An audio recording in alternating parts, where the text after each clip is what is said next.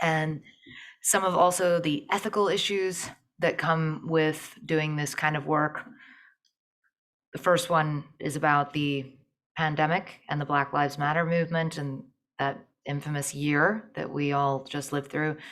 And the first book is conflict photography. So basically, what we're going to do, we're going to have a conversation, and then you're going to join the conversation.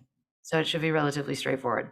So start out by telling me, you're an academic. What made you decide to write these books, and what are they about? Excellent. Thanks for the introduction. Thanks everybody for coming. The books, so as Clarissa explained, there's two of them, the conflict photography book and the pandemic and Black Lives Matter book. And I guess it goes back about to 2019, to the conflict photography book, where I felt it's my field of expertise, and I felt very strongly that the average person doesn't have a very deep understanding of what's actually happening on the ground or behind the camera lens or even inside the newsroom with the creation and distribution of these images. So that book, there are essays by me, but what I really like about that book is that it's largely structured as a series of interviews with conflict photographers who cover conflict around the world, and then with photo editors who are making decisions about which images does the public see, which images get held back. And that book took on a number of issues, like what are the physical risks? What are the emotional tolls? What's the value of a single image in the age of Instagram and now TikTok? What about forces that act as censors? And then, and that book came out. Then 2020 rolls around and is a fairly terrible year. So of course the pandemic hits. It's a once in a century global pandemic, and that alone is like a massive headline. Then fast forward a few months in the United States, in May 2020, George Floyd is murdered, and visual documentation of it exists and goes viral. And that leads to the largest demonstrations in United States history. So that's also a major headline. That became, in and of its own right, a kind of global movement. And there were protests on every continent except Antarctica. And part of that was fueled by the fact that there was visual coverage of what was happening in the United States. So the same thing, the landscape was shifting very quickly for photojournalists. There were new physical concerns, there were new emotional tolls, there were new kind of surveillance and technology questions, and new ethical dilemmas. And I decided I want to look at 2020. I want to see just how radically the landscape is shifting and how quickly for photojournalists and photo editors. So it's a very similar format of interviews with photographers.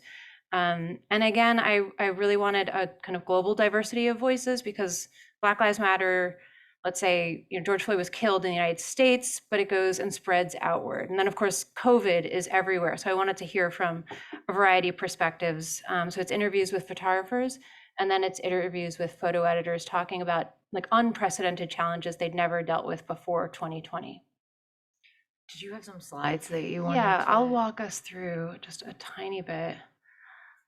This is me in professor mode.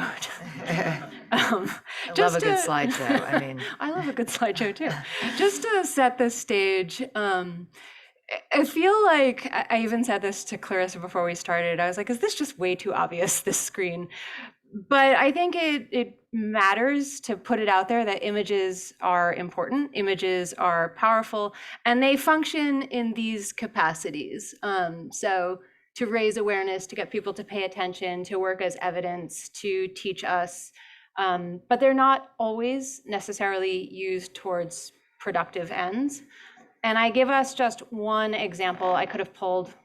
Unfortunately, I could have pulled many examples. But you may recall this headline from February where Russia initially tried to instigate a war by creating a faked visual. So, I mean, I put that out there just to say that everyone, the good guys and the quote unquote bad guys, recognize the power of imagery. And for me, that means it's that much more important for everyone to understand the role that journalism and photojournalism plays in society, right? And so these are I would say for me, some of the three most important ideas that lay a foundation for both of my books. And it's hard for me to turn my head and read it, but everyone else can read the screen for me. And this is what I'm thinking through, right? Even if I'm particularly addressing conflict zones or particularly addressing a socio-political movement, I'm really also always interested in journalism serves a vital purpose, and understanding our role as consumers of journalism and understanding what journalists are up against is really important. And then I'll just sort of put this up. And it's a quote, it's actually a few years old now, but I think it's really important to understand that we are where we are today, in part because global leaders, including the former president of my country, really went after the press, right? And kind of calling out fake news whenever there was media coverage that was inconvenient to Trump, or referring to journalists as the enemies of the people. And this just helped to create a greater foundation where journalists are harassed or where their work is discredited or silenced. And so it's that much more important, I think, to understand really what does journalism do for us and what are the questions we should ask in response to it. That was the end of my professor moment.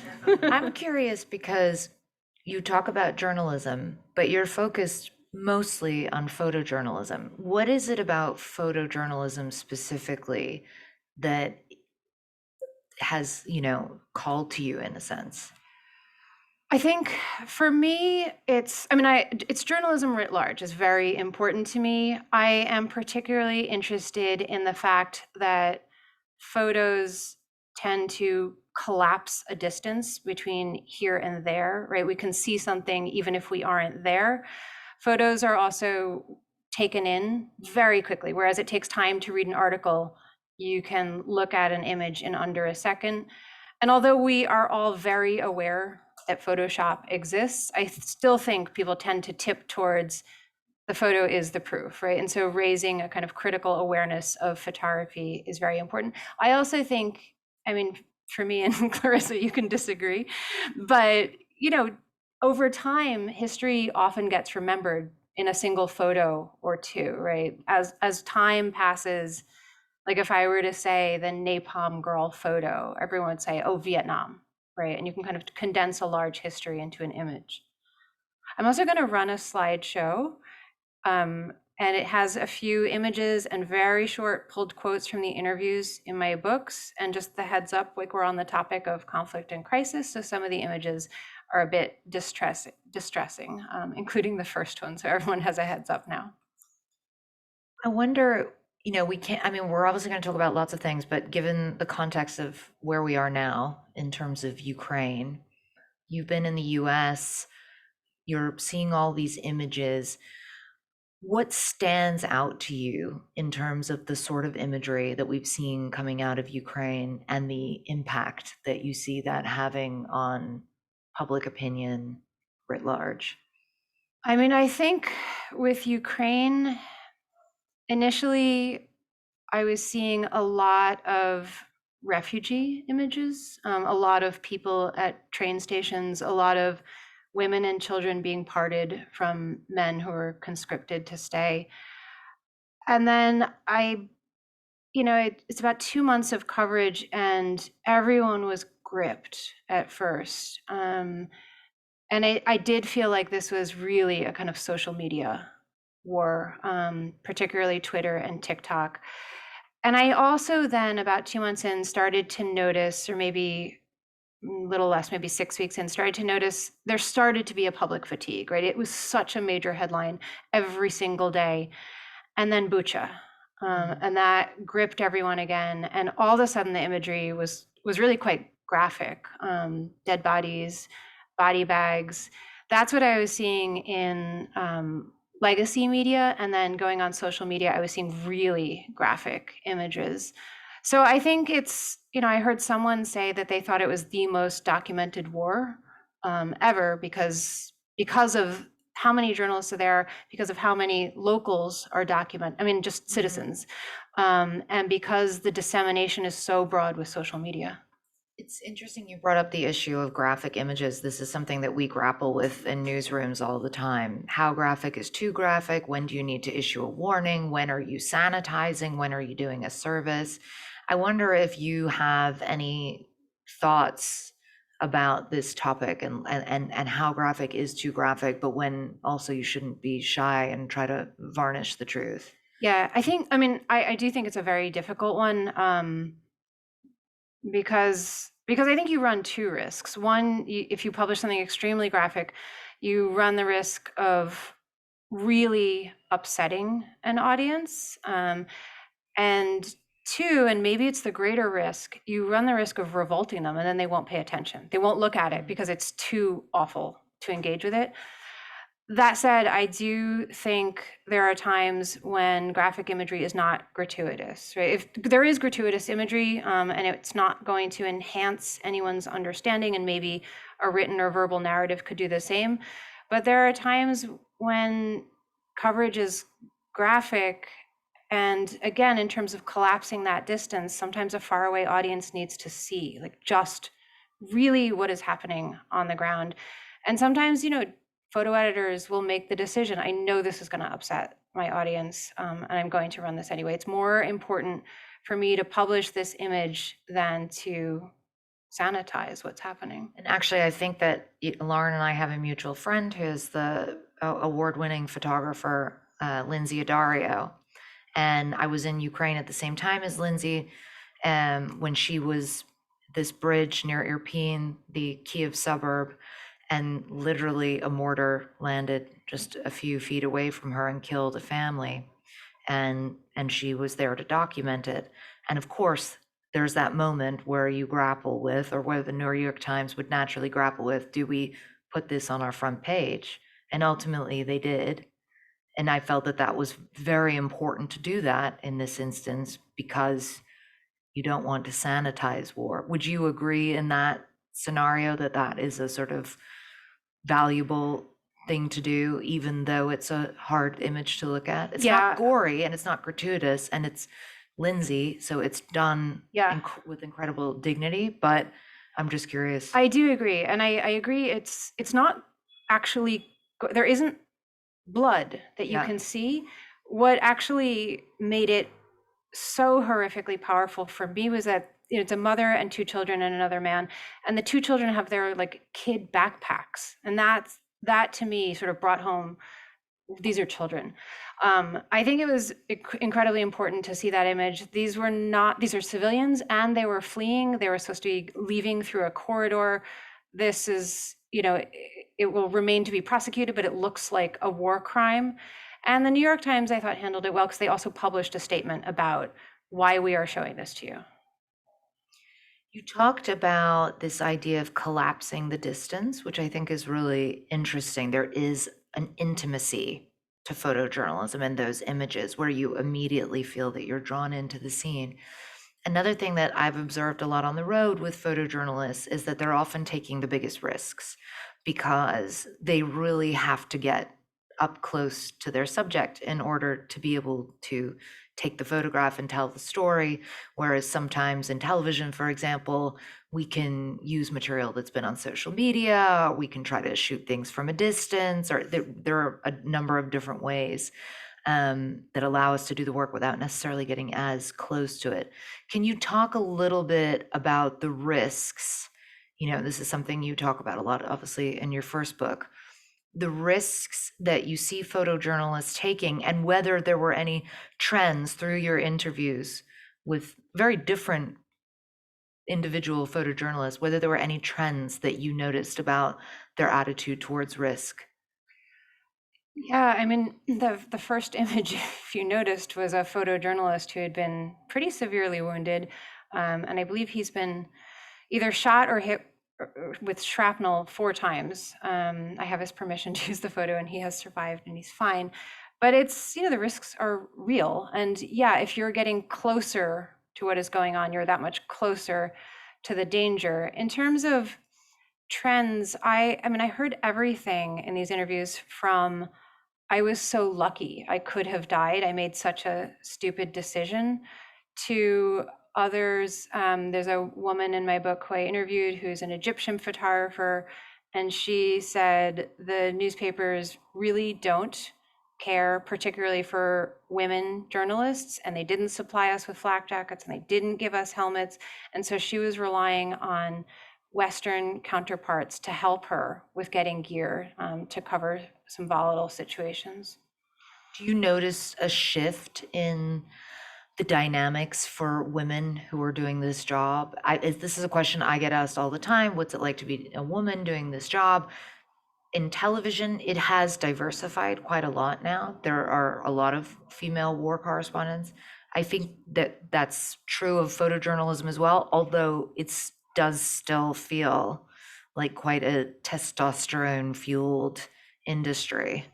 I think it has diversified more, and particularly, on this gender front, it kind of depends what kind of conflict zone we're talking about, though.